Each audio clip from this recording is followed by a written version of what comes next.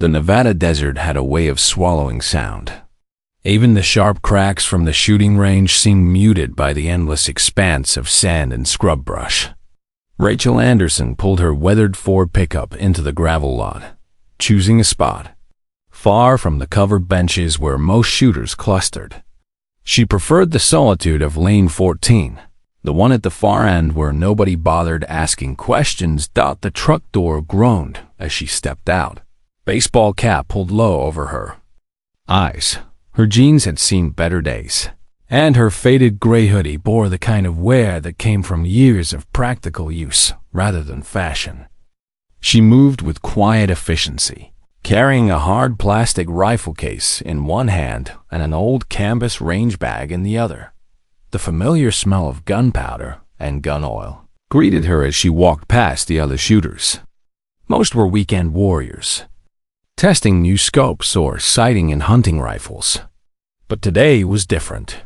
Halfway down the range, occupying 3 lanes, a group of 6 men worked through tactical drills with the kind of precision that made her pause.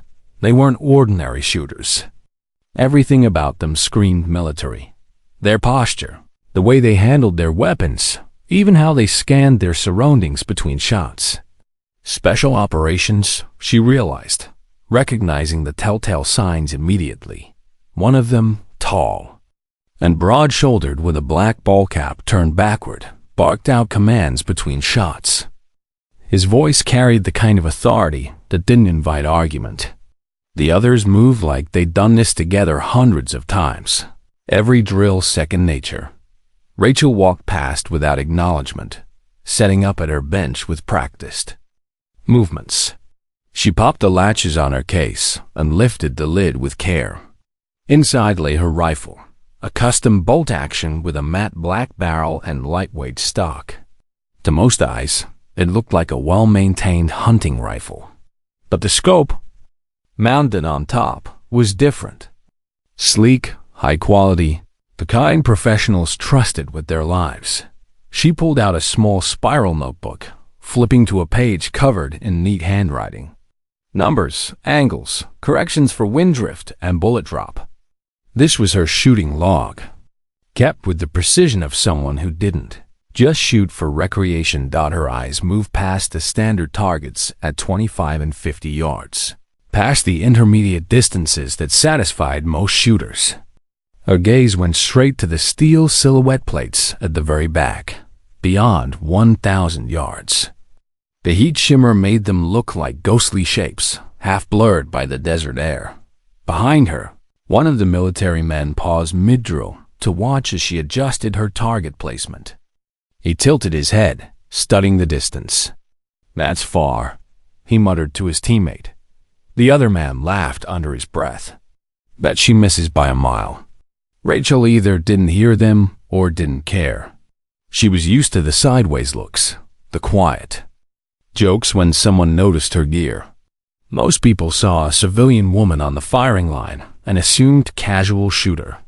They didn't expect someone who logged every shot down to the smallest adjustment.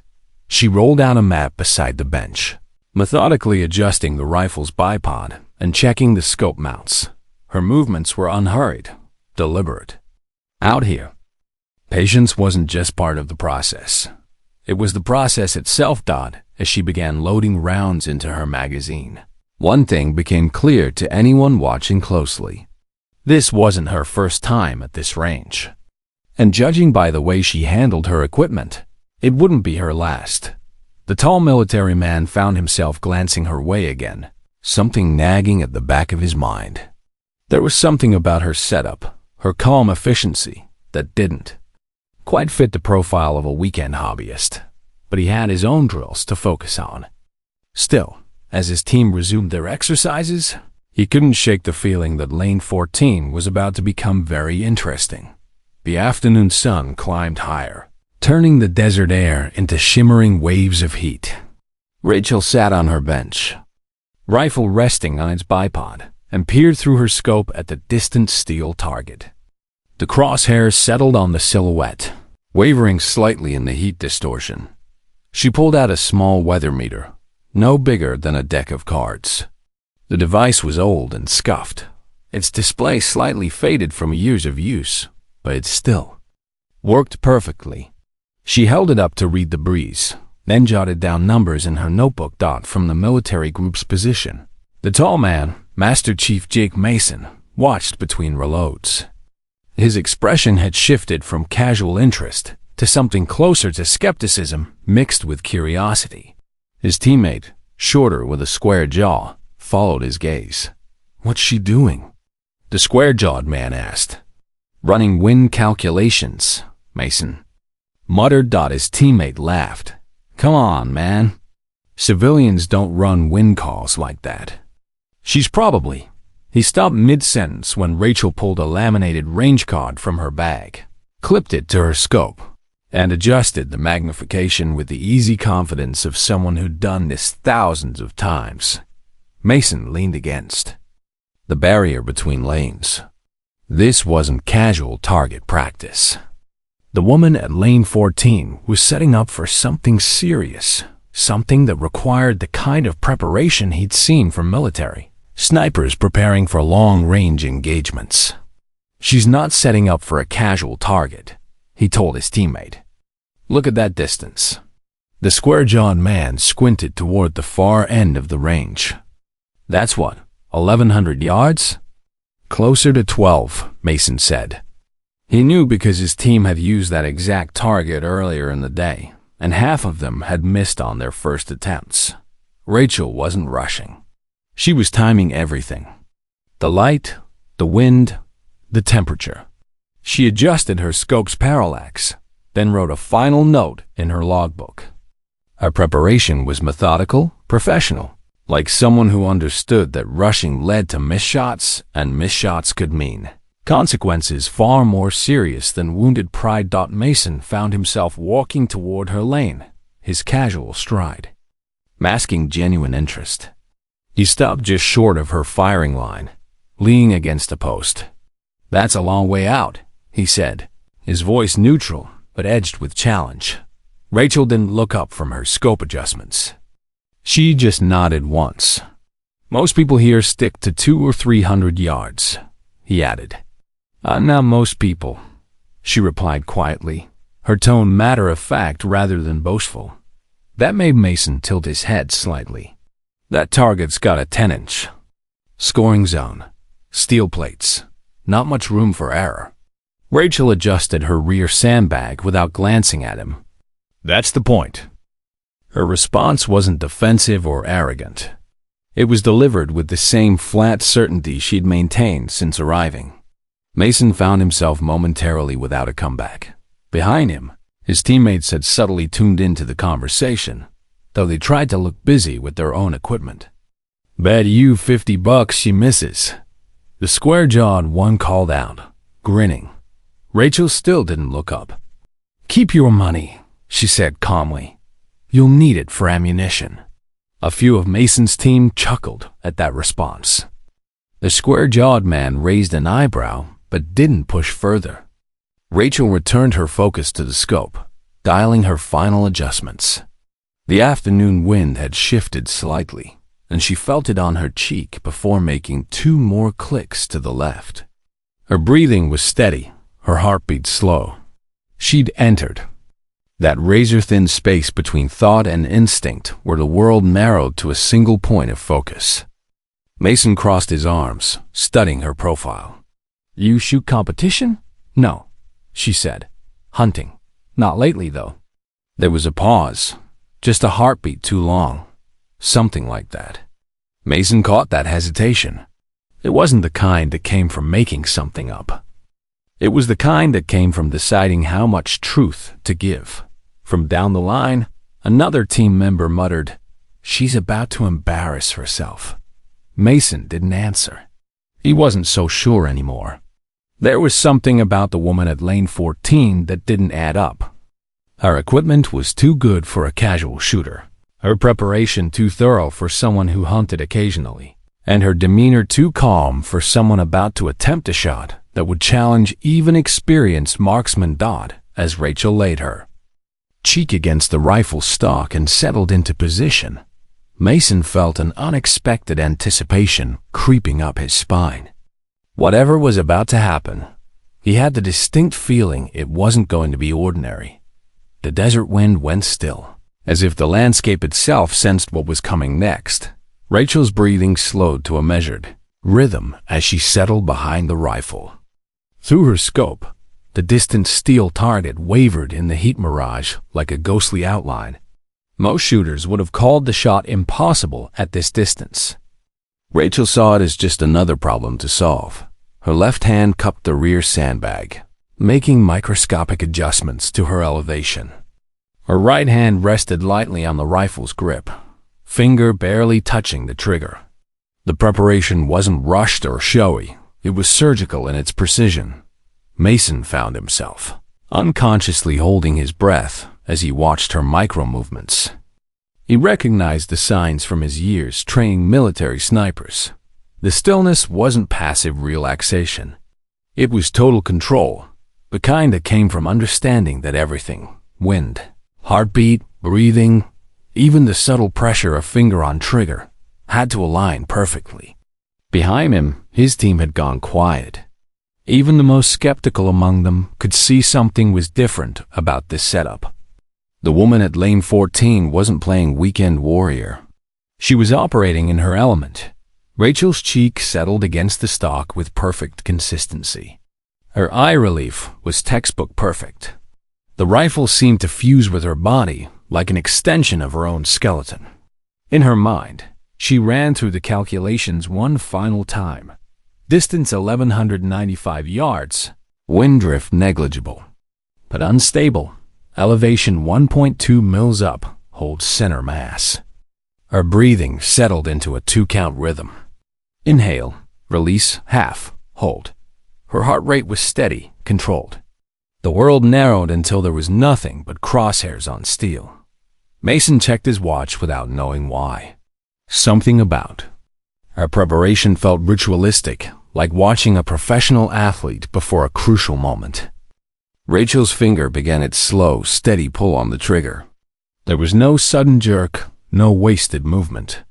It was a gradual, deliberate squeeze, building pressure until the rifle cracked.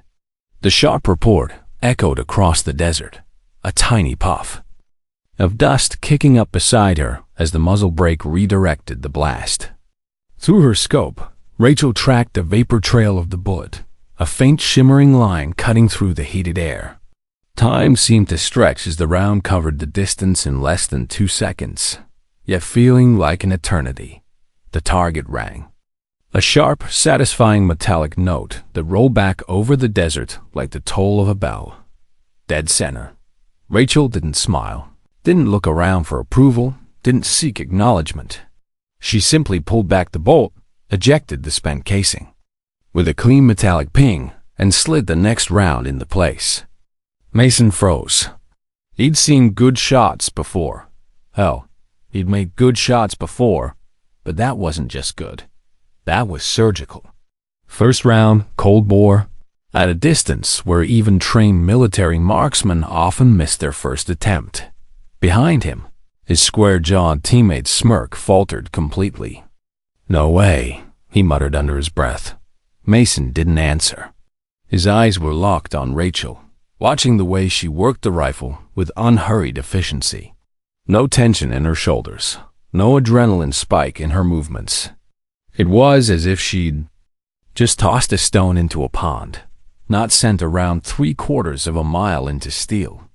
The other military personnel were quiet now, some pretending to check their rifles while others watched openly. The unspoken truth was settling over them like desert dust. Whatever they'd assumed about the woman in lane 14 was wrong. Rachel adjusted her scope slightly, accounting for a barely noticeable shift in wind. Her movements were subtle, precise, too practiced for someone who shot recreationally once a month. When she fired her second round, the result was identical. Center plate. Another clean metallic chime echoing across the range. Mason finally spoke, his voice low. That wasn't luck. Rachel kept her cheek on the stock, eye still to the scope. No, it wasn't. There was no arrogance in her tone, no smugness. Just truth, simple and undeniable. Mason studied her face, trying to read her expression. Sunglasses. And the shadow of her cap hid her eyes, but he didn't need to see them to know she was completely in control. Every movement, every breath told him she wasn't just hitting targets. She was operating in a realm few people ever reached. One of his teammates, perhaps trying to break the tension, called out, "All right, I'll bite. What's your best shot?" Rachel didn't answer immediately. She slid the bolt forward, locked it, and took another slow breath. "Not here," she said finally. That earned her several curious looks, but no one pressed for details. Mason had stopped leaning casually against the post. He was standing upright. Now, arms crossed, watching with the intensity of someone who just discovered a puzzle worth solving. He'd been in enough operations to recognize skill when he saw it. And hers wasn't just skill. It was the kind that came from necessity, forged under pressure in places where missing wasn't an option. As Rachel prepared for her third shot, Mason felt the first stirring of genuine respect. Whatever her story was, wherever she'd learned to shoot like this, one thing was becoming clear. The quiet woman at lane 14 was far more than she appeared to be. The heat was becoming oppressive, pressing down on the range like a physical weight. Mason's team had shifted their drills, but their attention kept drifting to lane 14. Rachel continued her methodical precision, each shot finding its mark with mechanical consistency. Mason approached her bench directly this time, abandoning any pretense of casual interest. His shadow fell across her shooting mat as she chambered another round. "Nice shooting," he said, his voice carrying both respect and challenge. "Thanks," Rachel replied without looking up from her scope adjustments. "Cold bore. First try at nearly 1,200 yards. That's not something you see every day." She kept her eye to the glass. "Depends where you spend your days." The comment wasn't boastful. It was delivered with that same flat, matter-of-fact tone she'd maintained all afternoon. But something in the phrasing made Mason's radar ping. He nodded toward the far end of the range. "You gonna stick with that target?" Rachel reached forward, making a tiny adjustment to her bipod. "No, next one." Mason's gaze followed hers and stopped. The next target was even further, nearly a mile out. It wasn't part of the standard range setup. It was an old steel silhouette, half hidden beyond the main target bank, used by serious long-range shooters on special occasions. He let out a sharp laugh. "That's ambitious." Rachel said nothing, pulling her logbook closer and flipping to a fresh page. "You realize that's almost 1,700 yards, right?" Mason asked. "That's a lot of room for error. Mirage alone will play hell with your sight." Picture. Her pencil scratched across the page as she made notes. "I know. You missed it. You're gonna dent your reputation." This time she looked at him. Not for long, just a brief tilt of her head. Enough for him to catch the faintest raise of an eyebrow. "You think I'm here for a reputation?" The question caught him off guard. For a moment, his mouth opened like he had an answer, but nothing came out. From behind him, his square-jawed teammate called out, "Hey, Mason, you giving lessons over there?" Mason half turned and waved him off. "Just making sure she's not about to waste good ammunition." Rachel loaded a fresh magazine with deliberate precision. "You should worry less about my ammunition and more about your form," she said quietly. Mason's confident expression flickered. He wasn't used to civilians pushing back with that kind of calm precision. Most people flinched when a Navy SEAL questioned them. She didn't even blink. He crouched slightly, watching her lay her cheek against the stock with perfect consistency. "All right, humor me. What's your wing call?" Rachel adjusted her rear bag, eyes still in the scope. 6.2, left to right. Gusting. Hold 8 inches off center. Mason blinked. He just calculated the same numbers in his head, but hearing Them roll off her tongue without hesitation sent a chill up his spine. "You ever shoot in crosswinds heavier than this?" he asked. She didn't look up. "Yes." "Where?" A pause. Places where missing wasn't an option. That answer landed heavier than anything she'd said before. Not dramatic, not detailed, but loaded with implication. From the other lanes, Mason's entire team had gone still. Their drills had stopped completely. Every one of them was watching the exchange now. Mason stepped back half a pace, studying her with new intensity. "All right, show me." Rachel exhaled slowly, letting her focus sharpen until his presence faded to background noise. Through the scope, the distant target seemed to dance in a mirage, shifting and warping in the heat. She read the wind patterns, how it curled over the low berms, how it flattened in the dips, how it would catch the bullet halfway to the target. Her trigger finger rested lightly against the curved metal, building pressure in tiny increments. She didn't think about the men behind her, didn't think about Mason's skepticism. She thought about distance, wind, and steel. Mason watched her breathing technique. He noticed she didn't hold her breath like most marksmen. She breathed through the shot, letting the rifle and her body move as one unified system. The rifle barked. Everyone's heads turned toward the far end of the range. The bullet's vapor trail cut through the shimmering air like a ghost's finger pointing the way. The sound came a moment later, a faint but unmistakable clang that rolled back across the desert. Clean hit. Mason's jaw tightened. He'd wanted her to miss, not out of malice, but so the world would make sense again. But she hadn't. She'd made a shot that even some of his teammates would have hesitated to attempt without extensive preparation. Rachel cycled the bolt, ejected the spent casing, and calmly logged the shot in her notebook. No celebration, no acknowledgement of the difficulty, just clinical documentation. Mason took a step closer, lowering his voice. "You've done this before."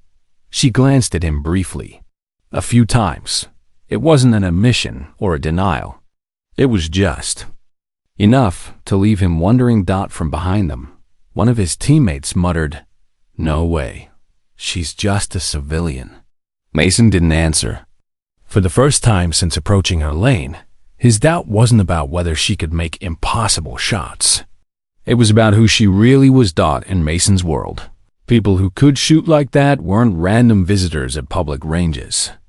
They were operators, specialists, professionals who'd earned their skills in places that didn't appear on maps.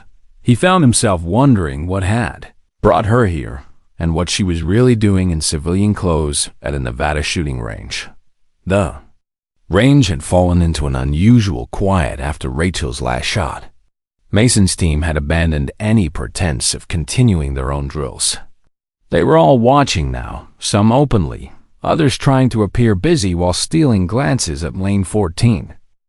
Mason stepped away from his position and walked directly toward Rachel, his boots crunching deliberately over the gravel. The casual observer might have missed it, but his entire demeanor had shifted. This wasn't curiosity anymore. This was evaluation. "That was impressive," he said, stopping just outside her shooting area. "But anyone can have a lucky streak." Rachel felt her pulse spike, not from nerves, but from recognition. This wasn't friendly conversation anymore. This was a challenge, and she knew exactly what kind. Mason reached into a black case near his team's position and pulled out a rifle that made her equipment look civilian. The weapon was all business, matte black, precision built, the kind that belonged in military sniper teams rather than public ranges. He loaded a fresh magazine and gestured toward the far edge of the shooting field. 1,500 yards, he said evenly, moving target. "You hit it on the first try, and I'll believe you're the real deal." Rachel stepped forward, squinting through the desert glare. At that distance, the target was barely more than a speck. But even from here, she could see the motorized rail system that would send it sliding left to right in unpredictable patterns. "That's "A challenging shot," she said, not as a protest, but as acknowledgement. Mason's lips curved into a half smile. That's the point. The atmosphere around them had completely changed. Other shooters at the range, veterans, hobbyists, weekend enthusiasts, had noticed the tension and stopped their own activities. What had started as a casual day at the range was turning into something resembling a high-stakes competition. Rachel set her own rifle aside. Mason's weapon was unfamiliar, but the fundamentals were universal. She crouched to check its zero, adjusted the bipod legs for stability, and fine-tuned the cheek rest. Everything about her movements remained deliberate and professional. She took a moment to read the conditions. The heat waves rising from the ground told her the wind was pushing slightly left at mid-range. A glance at distant vegetation showed gusts shifting direction near the target zone.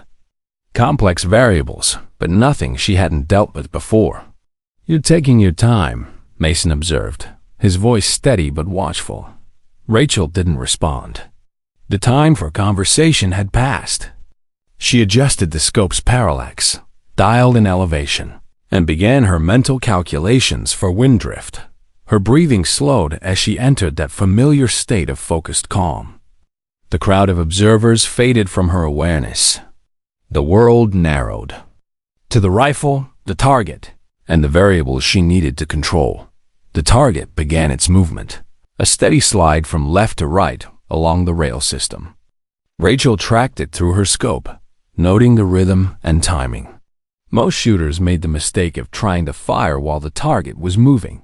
She knew better. Patience was everything. She waited for the target to reverse direction, timing the pattern in her mind. Her finger found the trigger's breakpoint and settled there. The rifle cracked. Half a second later, the distant steel rang clear and sharp. The watching crowd erupted in murmurs of disbelief. Mason's confident expression had vanished entirely. He leaned forward slightly, as if replaying the shot in his head. "Do it again," he said quietly. Rachel didn't hesitate. She cycled the bolt, reacquired the target, and adjusted for a slight change in the rail speed. Another shot.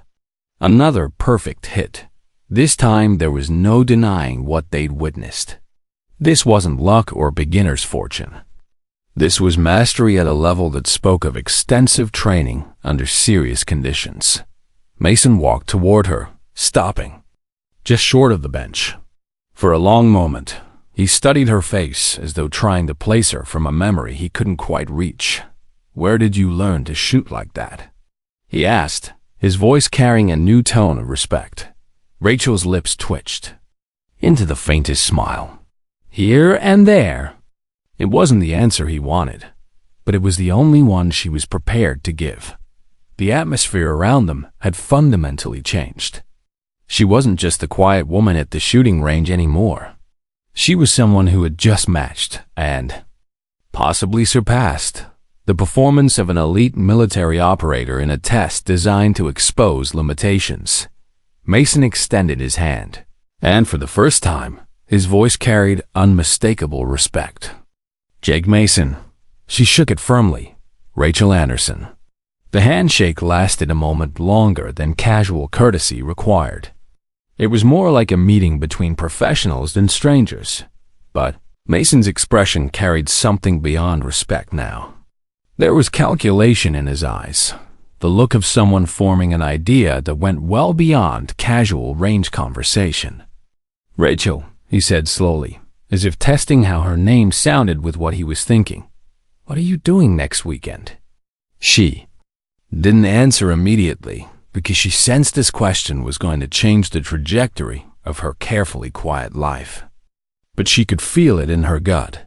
This afternoon had stopped being about target, practice the moment she'd made that first impossible shot. This was about to become something much bigger. The desert air still hummed with tension from Rachel's demonstration. Mason's team had gathered closer now, abandoning any pretense of disinterest. They stood in a loose semicircle, each man processing what they'd witnessed with the keen attention of professionals who understood exactly how difficult those shots had been. Mason still hadn't quite recovered from the shock of watching her performance. Even now, his mind replayed the perfect execution, the way she'd read the wind, tracked the moving target, made shots that belonged in military training scenarios rather than civilian ranges. "All right," Mason finally said, his voice carrying a mix of respect and determination. "Those weren't lucky shots. Let's see if you can handle something with real pressure." Rachel looked at him steadily. "Real pressure? My conditions. My rules. My stakes." The challenge in his voice was unmistakable, but so was something else, the beginning of genuine professional interest. Mason walked down the length of the range and motioned for the range officer to set up a special target. Not just any target, but a steel silhouette barely the size of a dinner plate, at a distance that would test even military snipers. But he didn't stop there. He instructed the officer to add an oscillating mechanism that would make the target move in unpredictable patterns, not just left to right, but up and down as well, creating a three-dimensional challenge that would push the limits of what was humanly possible. 1,200 meters, Mason announced as he returned. "Moving target with variable patterns. You've got one shot. Miss, and we call it impressive, but walk away. Hit it, and we talk about opportunities." The word opportunities hung in the air like a question mark. Rachel understood she was standing at a crossroads she hadn't seen coming. She knelt beside her rifle case, considering her options. This time, she selected a different weapon, a custom-built precision rifle that had cost more than most people's cars. The kind of equipment that raised questions about how a civilian had acquired it. As she settled into position, Mason crouched nearby, watching every detail of her preparation. He'd taught enough shooters to read their habits like fingerprints. The way they adjusted equipment, how they handled the rifle, how they approached breathing. It all told him about their background and training level. But Rachel's movements continued to surprise him. They were clinical, economical, suggesting training that went far beyond weekend hunting trips or civilian shooting courses. She adjusted her scope, dialed elevation, and began calculating wind drift. Her lips moved slightly, not in prayer, but in mathematical precision. "You served," Mason said quietly, making it more statement than question. Rachel didn't look away from her preparations. "That's quite an assumption." "That wasn't a recreational shot you just made," he pressed. "That was a combat-level demonstration." Still nothing but focused silence. The range had gone completely quiet. Even the ambient sounds of other shooters seemed to fade into background noise. All attention was fixed on lane 14. Mason glanced at the wind flags scattered around the range. They showed variable conditions, the kind of crosswinds that turned long-range shooting from challenging to nearly impossible. "Shooter ready," the range officer called. Rachel's voice was steady, almost unnaturally calm. "Ready. On your shot." The world seemed to slow around her. Rachel's finger touched the trigger, feeling for the breakpoint. Her breathing stilled. She waited not for the target to be stationary. That wouldn't happen, but for the movement pattern to become predictable. Enough to time. Mason leaned in just enough to see the micro-adjustments in her posture as she tracked the target's erratic motion. Everything about her preparation spoke of experience earned under pressure. The rifle thundered. The recoil transferred through her shoulder in a way that showed perfect shooting form. The round tore through the desert air, leaving a faint vapor trail that pointed toward the distant target like an accusatory finger. A heartbeat later, the metallic ring echoed back across the range. Direct hit. Mason stared, his mouth slightly open. Even for him, it took several seconds to process what had just happened. A one-shot hit on an unpredictably moving target at over 1,200 meters. No warm-up, no practice rounds, no room for error. The bystanders erupted in amazed conversation. Someone behind them muttered, "That's not humanly possible." But his voice carried no conviction. Rachel slowly lifted her head from the scope, exhaling softly. "Was that under your conditions?" she asked with the faintest hint of satisfaction. Mason didn't answer immediately. His analytical mind was working overtime, trying to categorize what he'd witnessed. This wasn't just exceptional civilian marksmanship. This was military-grade precision at a level that belonged in special operations training scenarios. "Yeah," he finally managed, genuine respect evident in his tone. It was. But internally, Mason's thoughts were racing. He'd just witnessed shooting. That belonged in the top percentile of military sniping, executed by a woman who claimed to be training casually at a civilian range.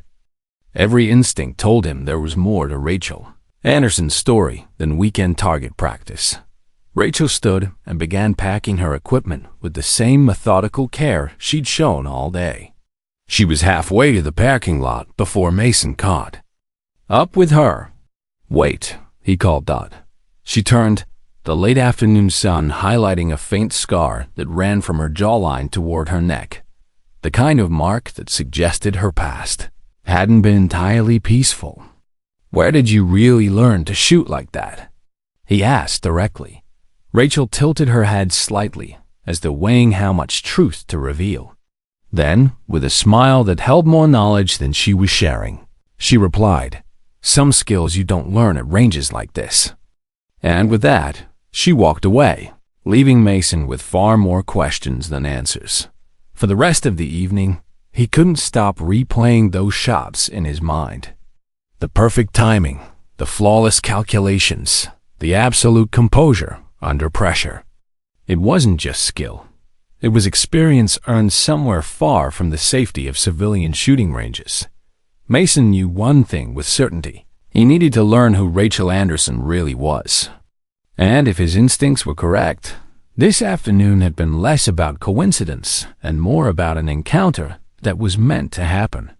3 days later, Mason stood in a conference room that didn't officially exist, briefing people whose names didn't appear on any public roster. The room was sterile white, windowless, with the kind of acoustic dampening that suggested conversations here stayed here. "She made shots that belong in Tier 1 sniper training," Mason reported to the assembled group. "Not close. Not impressive for a civilian. Perfect execution under pressure." The woman at the head of the table, Director Patricia Hayes, studied the tablet containing Rachel's shooting footage.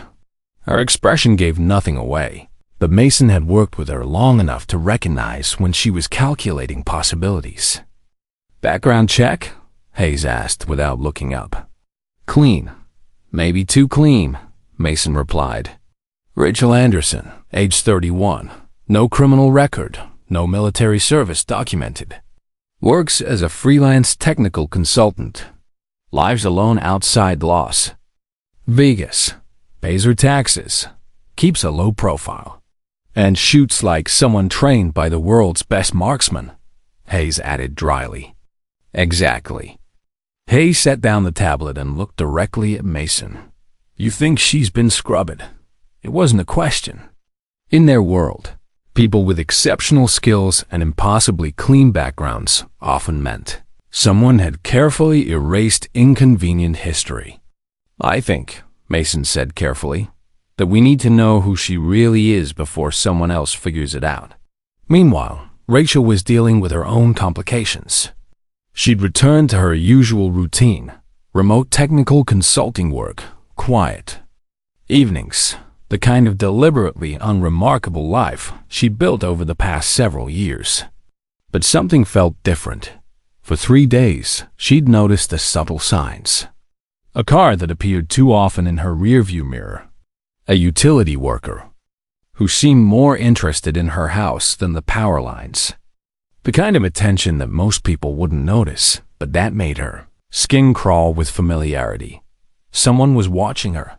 She'd been careful for so long, maintaining the perfect balance between invisible and normal. But one afternoon Shooting range had apparently upset that balance in ways. She was still calculating. Her secure phone, the one that hadn't received a call in over 2 years, buzzed with an incoming message. The number was blocked, but the content made her blood run cold. Coffee shop on Desert Inn Road. Thursday, 2 p.m. Come alone. We need to talk. P.H. Patricia Hayes. Even after all this time, those initials carried weight. Her former handler. Reaching out could only mean one thing. Her carefully constructed civilian. Life was about to become very complicated. Thursday afternoon found Rachel sitting in a corner booth, back to the wall, watching the entrance. Hayes arrived precisely on time, a woman in her 50s, professionally dressed, carrying herself with the kind of authority that came from decades of making decisions that affected national security. She slid into the seat across from Rachel without preamble. You've been busy. I've been quiet, Rachel corrected, until 3 days ago. Now you're making Navy SEALs question everything they thought they knew about civilian marksmanship. Rachel's coffee cup stopped halfway to her lips. How did you? Master Chief Mason runs training for some very specialized programs. When he encounters someone with your particular skill set, that information reaches my desk within hours. The casual mention of Mason's full role told Rachel everything about how seriously this conversation was being taken. She was no longer dealing with a curious SEAL. She was back in the world of people who dealt in classified capabilities and national security implications. What do you want, Patricia? Hayes leaned forward slightly. The same thing I've always wanted. Your skills, used for the right reasons.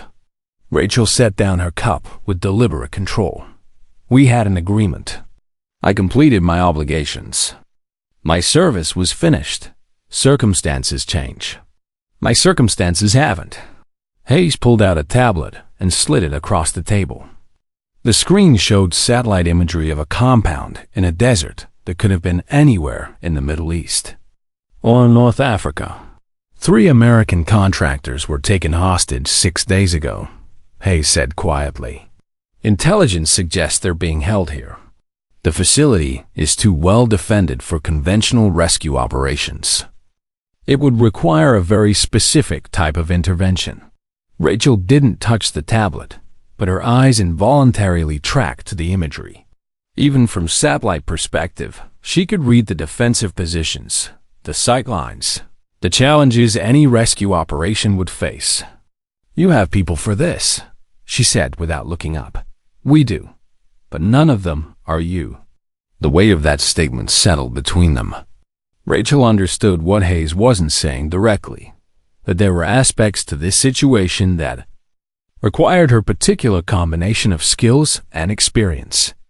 I'm retired, Rachel said firmly. You're 31 years old and you just demonstrated that your abilities haven't diminished at all. Retirement is a luxury people in our business don't get to enjoy when lives are at stake. Rachel pushed the tablet back across the table.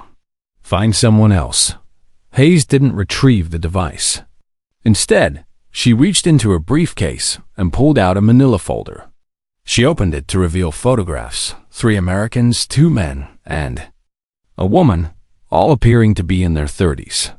Jennifer Walsh, software engineer from Portland. Michael Torres, security consultant from Dallas. David Kim, translator working with humanitarian organizations. They were providing technical support for infrastructure projects when they were taken. Despite herself, Rachel found her eyes drawn to the photographs. These weren't soldiers or intelligence operatives. They were civilians whose only crime had been trying to help rebuild communities in dangerous places.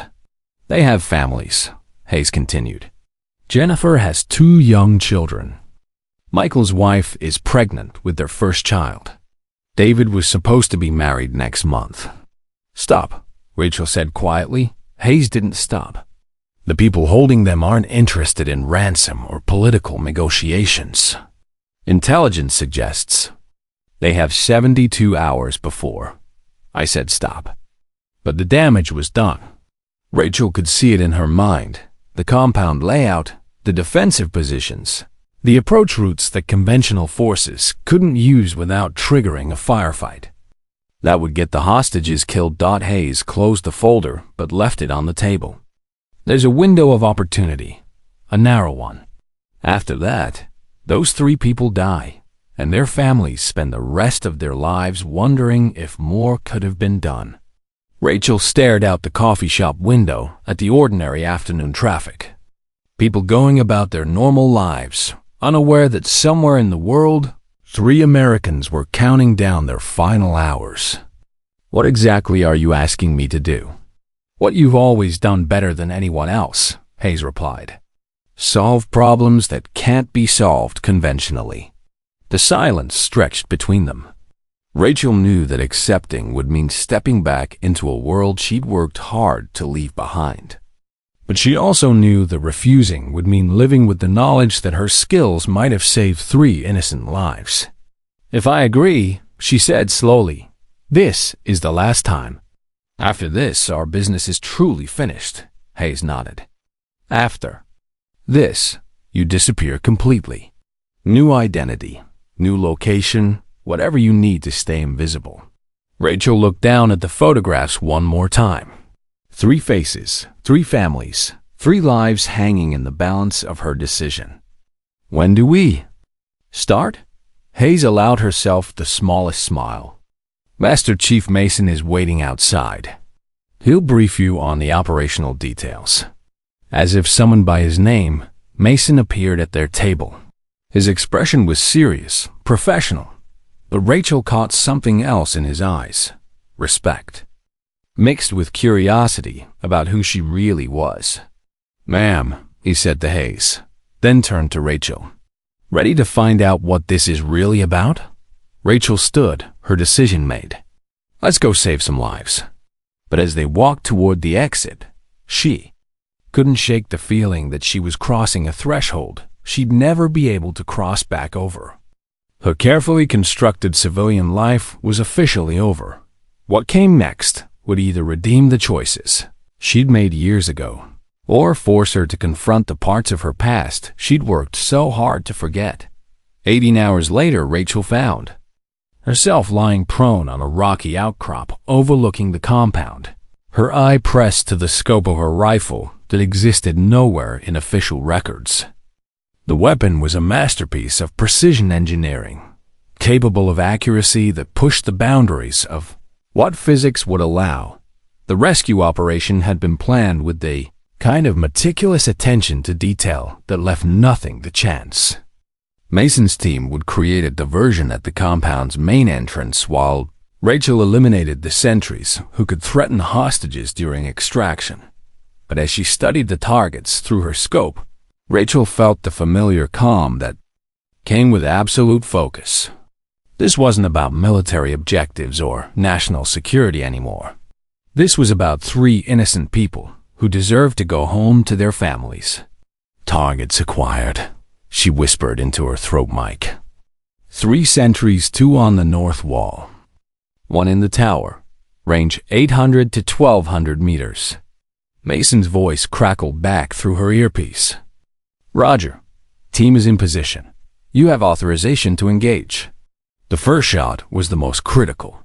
The sentry in the tower had clear sight lines to the building where the hostages were held. Miss, and he could alert the entire compound before the rescue team reached the building. Rachel controlled her breathing, calculated wind drift, and made microscopic adjustments to her aim. Through the scope, she could see the man's face clearly enough to notice he was young, probably not much older than the hostages he was guarding. She squeezed the trigger. The shot broke clean. 840 meters away, the sentry dropped without making a sound. 1 threat eliminated. The second shot came 30 seconds later. A guard on the north wall who had turned toward the sound of Mason's team breaching the perimeter. Another perfect hit at nearly 1,000 meters. The third shot was the longest and most difficult. The remaining sentry had taken cover behind a concrete barrier, exposing only a small portion of his upper body. The range was over 1,200 meters, and desert winds were gusting unpredictably. Rachel waited for the wind to settle, adjusted her aim for the maximum range, and fired. Through her scope, she watched the target fall. 3 shots, 3 hits, 3 obstacles removed from the path between the hostages and freedom. All targets down, she reported. Path is clear. 23 minutes later, Mason's voice came through her earpiece again, but this time it carried a different tone. Package secured. All 3 are alive and uninjured. We're moving to extraction. Rachel remained in position, providing overwatch as the rescue team moved the hostages to the pickup zone. Through her scope, she watched Jennifer Walsh, Michael Torres, and David Kim being helped into the extraction helicopter, alive, safe, going home to their families. The mission was a complete success. No casualties among the rescue team, no injuries to the hostages, and the entire operation completed in under an hour. 6 hours later, Rachel sat in a debriefing room that would be scrubbed of all evidence within 24 hours. Hayes and Mason were both present, along with several other officials whose presence confirmed how seriously this operation had been taken. Perfect execution, Hayes said simply. 3 confirmed eliminations at ranges that most snipers wouldn't attempt. 0 collateral damage. Complete mission success. Mason leaned forward in his chair. I've worked with the best marksmen in the military. What you did out there was beyond exceptional. It was surgical. Rachel didn't respond to the praise. She was already mentally preparing to disappear again, to return to the quiet life she'd built for herself. There's going to be interest, Hayes warned. Other agencies, other operations that could use someone with your capabilities. I can hold them off, but no, Rachel interrupted firmly. We had an agreement. This was the last time. Hayes nodded slowly. New identity package will be ready within 72 hours. Clean background, relocated to wherever you wanted to go. After that, Rachel Anderson ceases to exist. And the real Rachel Anderson? Mason asked quietly. Rachel looked at him for a long moment, weighing how much truth to share. She was someone who believed her skills could make the world a better place. Today proved that was still true. 3 days later, the woman who had been Rachel Anderson walked away from her old life completely. The apartment was cleaned out, the lease terminated, all traces of her existence carefully erased by people who specialized in making inconvenient histories disappear. The rescue of the 3 hostages made international news, but the operational details remained classified. The families who got their loved ones back would never know that their salvation had come from a woman whose remarkable shooting skills had been noticed by a Navy SEAL during what seemed like an ordinary afternoon at a Nevada shooting range. Mason returned to his regular duties, but he never forgot the experience of working with someone whose abilities transcended anything he'd encountered in decades of military service. Sometimes, during his own training sessions, he would remember the sound of Rachel's rifle and the impossible precision of her shots. Hayes filed her final report on the operation and locked away the file containing Rachel's real history. As far as official records were concerned, the mission had been completed by assets whose identities would remain permanently classified. And somewhere in a small town that could have been anywhere in America, a woman with a new name and a new identity returned to the kind of quiet life she'd earned through years of service. Her country would never officially acknowledge.